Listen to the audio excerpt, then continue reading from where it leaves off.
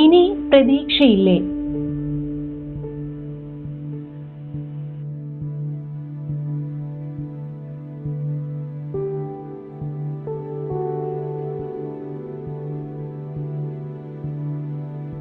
ദൈവം എന്ന നിലയിൽ യേശു ചെയ്ത അത്ഭുതങ്ങൾ.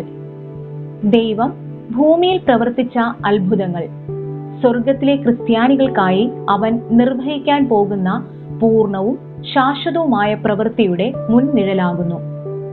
താങ്കൾ ഇനി ഒരിക്കലും ശുദ്ധനാകില്ല എന്നത് നിരാശാജനകമാണ്. യേശു ഒരു കുഷ്ഠരോഗിയെ ശുദ്ധീകരിക്കുന്നു. ലൂക്കോസ് 5:12-16 വരെ. അവൻ ഒരു പട്ടണത്തിൽ ഇരിക്കുമ്പോൾ കുഷ്ഠം നിറഞ്ഞൊരു മനുഷ്യൻ യേശുവിനെ കണ്ട് കവിണ്ണു വീണു. കർത്താവേ, നിനക്ക് മനസ്സുണ്ടെങ്കിൽ എന്നെ ശുദ്ധമാക്കുവാൻ കഴിയും എന്ന് അവനോട് അപേക്ഷിച്ചു. യേശു കൈ നീട്ടി അവനെ തൊട്ടു. എനിക്ക് മനസ്സുണ്ട്, ശുദ്ധമാകാം എന്ന് പറഞ്ഞു. ഉടനെ കുഷ്ഠം അവനെ വിട്ടുമാറി. അവൻ അവനോട്, ഇത് ആരോടും പറയരുത്, എന്നാൽ പോയി നിന്നെ തന്നെ പുരോഹിതന് കാണിച്ച് അവർക്ക് സാക്ഷ്യത്തിനായി മോശ കൽപ്പിച്ചതുപോലെ നിന്റെ ശുദ്ധീകരണത്തിനുള്ള വഴിപാട് അർപ്പിക്ക എന്ന് അവനോട് കൽപ്പിച്ചു. എന്നാൽ അവനെക്കുറിച്ചുള്ള വർത്തമാനം അധികം പരന്നു.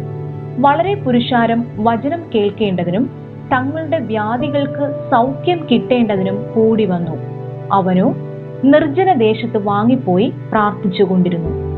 ഇന്നു തന്നെ യേശുക്രിസ്തുവിന്റെ അടുക്കലേക്ക് വരൂ എന്ന് ദൈവം എല്ലാ നിരാശരായ ആളുകളെയും ഉത്ബോധിപ്പിക്കുന്നു.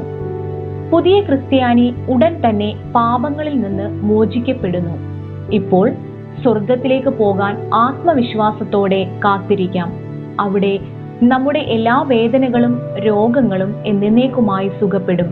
തികഞ്ഞ സന്തോഷം, തികഞ്ഞ ശരീരം, തികഞ്ഞ ബന്ധങ്ങൾ, അവസാനമില്ലാത്ത തികഞ്ഞ സ്നേഹം.